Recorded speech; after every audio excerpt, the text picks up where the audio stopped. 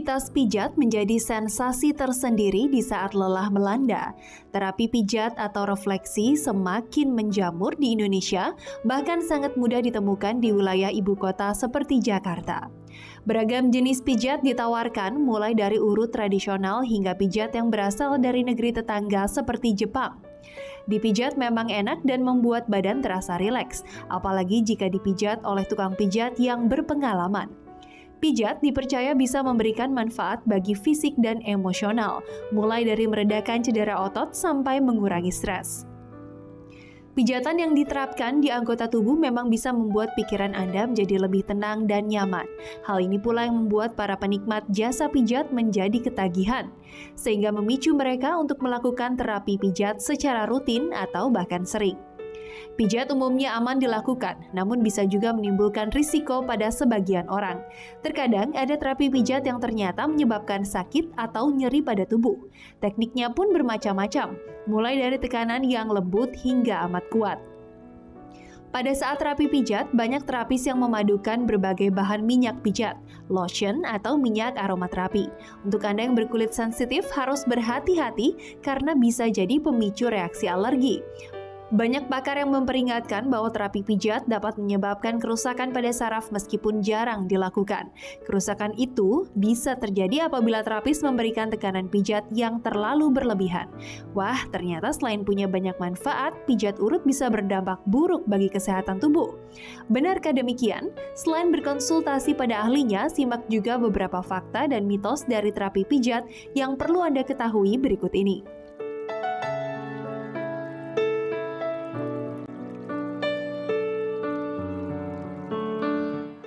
Oke, nah itu tadi hal yang paling disukai Kak Bekti ya. Betul sekali, Dok. Suka banget ya, tapi banget. kita masih berbicara mengenai tragedi yang ada di Lombok nih. Dokter Imran sudah ada di sini, terima kasih banyak dokter. Dokter Ibrahim.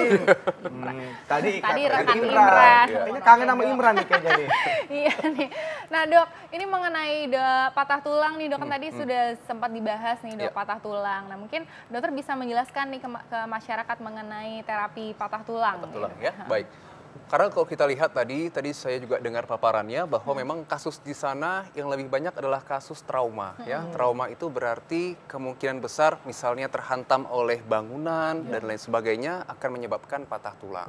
Nah, yang sering kali dilakukan di masyarakat adalah ketika tulang patah itu dilakukan pemijatan atau diurut. Padahal patah tulang itu bisa kita lihat apakah patah tulangnya terbuka atau tertutup, ya. Kalau tertutup pun sebenarnya paling baik bukan langsung diurut atau dipijat. Mohon maaf, tapi dok, terbuka dan tertutup. Terbuka itu gini, kalau ada luka kebuka, benar-benar tulangnya kita bisa lihat, itu patah yang tulang terbuka, ya, baik. pasti sakit sekali itu. Ya. Tapi kalau misalnya yang tertutup, kulitnya tidak sampai terbuka, namun sebenarnya di dalamnya dia patah. Nah, seringkali masyarakat langsung melakukan pemijatan atau pengurutan segera setelah tulang patah. Mungkin itu nanti juga saya sarankan untuk kasus di sini, apalagi di Lombok, kita tunggu bantuan yang lebih jelas saja dibandingkan kita langsung urut. Begitu. Nah, mungkin yang saya tambahkan adalah yang kita khawatirkan tadi kan hampir semua bagian tubuh yang memiliki tulang bisa patah. Yang paling kita takutkan adalah ketika patah tulang itu di tulang belakang, ya, baik di leher maupun di pinggang. Karena kita ingat di tulang belakang itu kita memiliki saraf. Nah, ketika tulang yang patah tadi mengenai saraf, itu bisa menyebabkan keluhan yang paling parah adalah kelumpuhan. Nah, jadi mungkin nanti jika menemukan korban yang memiliki keluhan tiba-tiba lumpuh setelah terhantam bangunan atau barang tertentu, saran saya jangan dipijat. Jangan dipijat karena nanti betul. Jadi langsung dibawa ke tempat yang baik dengan cara mengangkat yang baik pula. Sebelumnya mungkin patahnya tidak terlalu berat, namun karena gimana ya, kadang-kadang kita ingin ngebantu semua, akhirnya kita angkat. Hati-hati betul. Karena kalau kita salah mengangkat pun, yang tadi tidak terlalu patah, bisa patah, menyebabkan penekanan pada saraf di belakang. Itu yang paling berbahaya sekali. Itu mungkin, dok.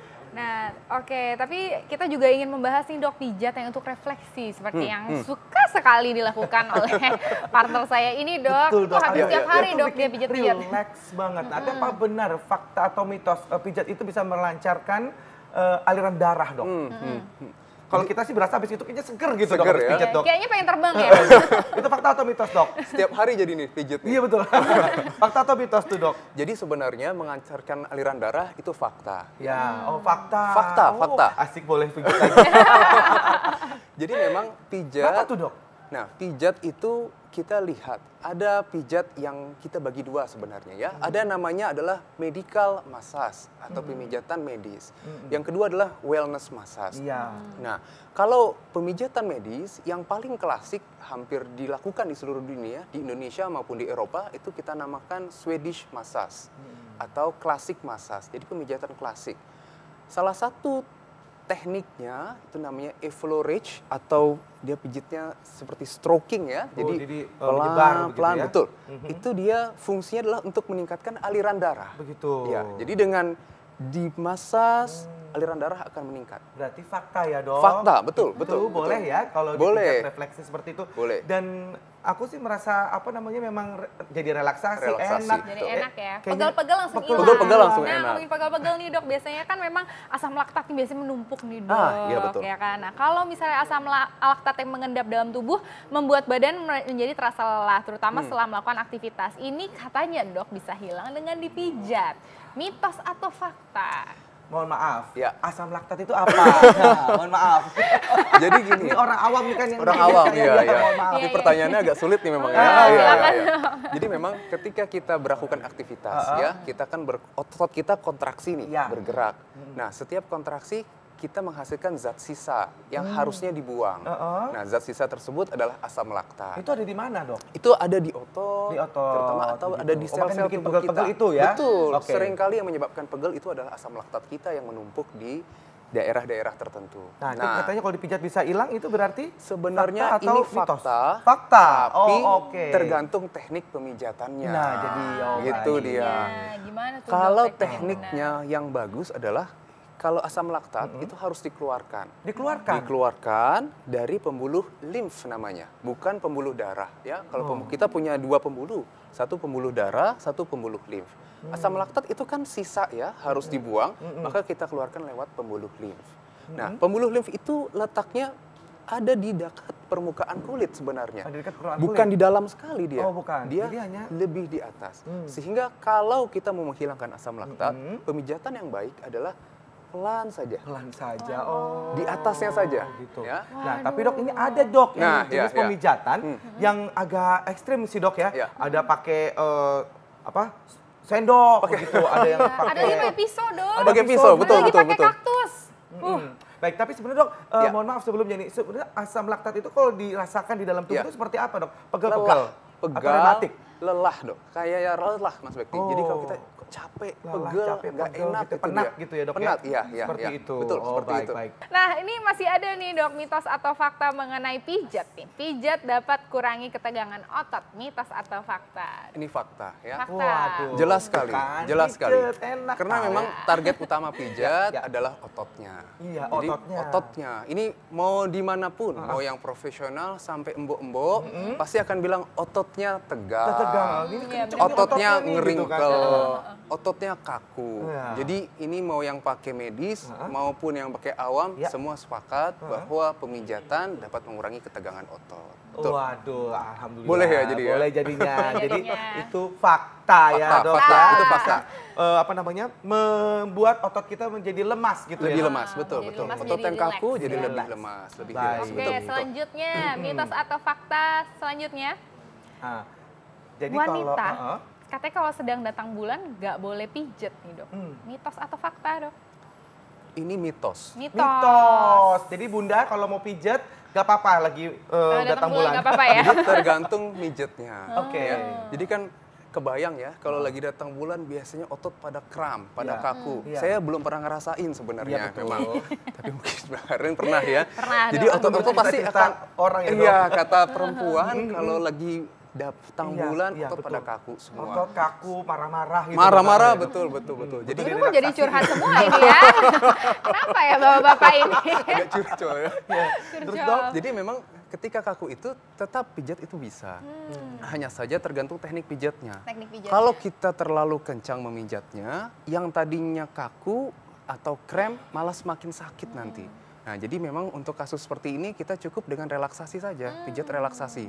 Tidak perlu sampai ada satu teknik pijat ya, namanya deep tissue massage. Jadi pemijatan yang benar-benar dalam untuk merilis atau untuk melepaskan otot-otot yang kaku tapi yang otot dalam. Ya, otot dalam. Jadi kalau Yang kita simbok sampai gitu kan. itu dia, gitu ya? itu dia. Keluar. Kalau sampai yang dalam sekali itu bukan relax, tapi malah makin kaku nanti dia. Oh malah gitu. Betul. Terlalu deep tissue terlalu Deep dalam tissue itu terlalu makin dalam malah kaku, terutama untuk kasus-kasus wanita yang sedang datang bulan. Nah, tapi Dok, ini kalau dipijat itu terus kemudian keluar sendawa-sendawa itu itu apa sih Dok sebenarnya Dok?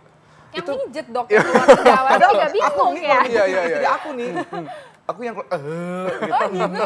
Berasa kayaknya merasa dipijat gitu kayaknya. Tapi kenapa itu masuk angin atau gimana? Jadi orang bilang masuk angin ya, tapi sampai sekarang kita juga coba cari termnya di kedokteran masuk angin tuh apa belum dapat juga tuh apa tuh masuk angin ya. Dokter itu nggak ada masuk angin. Cuman memang pada otot yang wrinkle ya, ketika kita lepaskan dia yang wrinkle itu entah kenapa memang lebih rileks kita.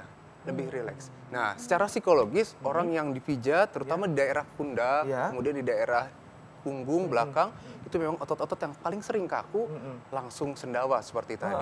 Tapi sebenarnya secara langsung tidak ada tuh. Baik.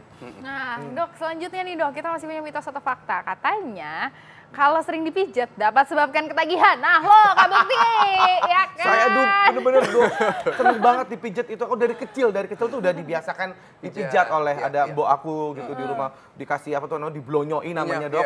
Dengan apa tuh namanya bawang putih, bawang merah, cabai, brambang nanti namanya. ditumis deh terakhirnya ya. Terus digoreng di badan kita. Coy. Itu gimana tuh Dok? Jadi memang Ketagihan, betul. Fakta atau ini mitos? tergantung mijit di mana kali ini. Oh, maksudnya Dok?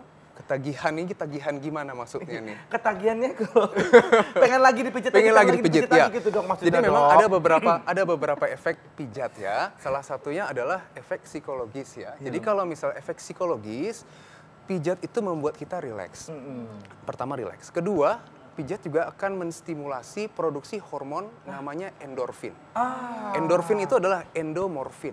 Jadi morfin yang dibentuk oleh tubuh sendiri. Oh, jadi buat apa tuh? Dia Bahagia, kalau happy, gitu. endorfin meningkat, kita akan lebih rileks, happy, fun. Nah, itu yang mungkin secara psikologis menyebabkan ketagihan. Jadi itu fakta ya, Dok? Sebenarnya mitos nih. Ketagihan tidak bikin ketagihan. Oh, mitos. Tapi maksudnya ketagihan yang gimana? gimana gitu ya, Dok ya? Sebenarnya Kecanduan nggak mungkin kecanduan ya, Dok, tidak ya? mungkin, Mitos, tidak ya. mungkin kecanduan. Mitos Ini ya, mitos. kecanduan itu atau Mitos, ketagihan ya. pijat itu adalah mitos. Yes. Baik. Nah, Dok, mungkin terakhir nih Dok, tips Dok, supaya kita bisa menikmati pijat dan Ya, mendapatkan manfaat maksimal tentang kesehatan tentunya. Baik. Silakan Dok. Jadi kalau kita mau pijat pertanyaannya biasanya boleh atau tidak pijat? Jawabannya adalah boleh. Boleh. Tergantung tujuan kita pemijatan apa. Kalau kita hanya ingin relaksasi, pijat boleh. Dengan pemijatan teknik yang standar saja, itu bisa meningkatkan relaksasi bagi kita. Ya, betul. Kemudian yang perlu kita tahu kedua adalah kapan kita boleh pijat, kapan kita tidak boleh pijat. Pemijatan boleh dilakukan pada saat kita tadi otot kaku, badan pegal, kemudian kepala pusing, itu boleh kita lakukan. Namun ketika misalnya ya, kita habis tadi patah tulang atau ada sendi-sendi yang sedang meradang. Meradang itu seperti apa? Kita bisa melihat misalnya ada kemerahan, bengkak, itu berarti lagi akut namanya. Itu indikasi tidak boleh pemijatan. Terus kemudian juga kasus-kasus seperti tumor atau keganasan itu tidak boleh dipijat. Nah, jadi pertama tadi boleh dipijat tidak boleh.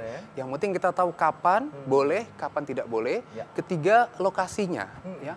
Bagian-bagian yang boleh dipijat adalah terutama otot-otot besar. Jadi pundak itu boleh. Kemudian untuk paha itu boleh. Namun untuk leher, ya betis juga boleh, bagus. Namun untuk leher dan tulang belakang, pastikan yang memijat itu adalah yang profesional.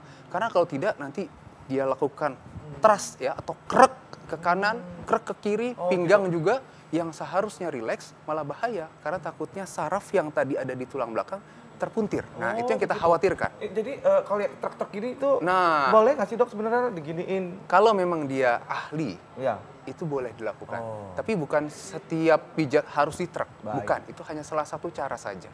Baik Dok, terima kasih Dok. Dok, terakhir nih Dok, jadi terakhir kalau misalnya keseleo nih tiba-tiba, itu kebanyakan orang kadang-kadang Iya, betul. ngurut-ngurut. Nah, itu mungkin dokter bisa jelasin sedikit singkat Dok. Iya, Kalau keselio sebenarnya kan berarti ada cedera ya, ada cedera bisa di tulang ataupun bisa di struktur yang ada sekitar tulangnya. Misalnya tadi kalau kita bahas tadi ototnya atau namanya ligamennya. Saran kita kalau keselio jangan langsung dipijat. Karena keselio nanti prosesnya lagi akut atau sudah meradang. Kalau lagi meradang, kita tujuannya adalah mengurangi peradangan. Maka kita kompres, kita angkat kakinya gitu. Kalau dipijat dia semakin meradang. Betul. Bukan menyebabkan penyembuhan, malah semakin perburukan. Baik, jadi ini pilihannya tinggal pada Anda aja seperti apa yang harusnya kita lakukan ya. Kita memilih mana yang baik untuk tubuh kita sendiri. Betul. Anda sendiri yang merasakannya nanti pasti Iya, betul sekali. Jadi pijat boleh, tapi hati-hati Hati-hati, ya. betul.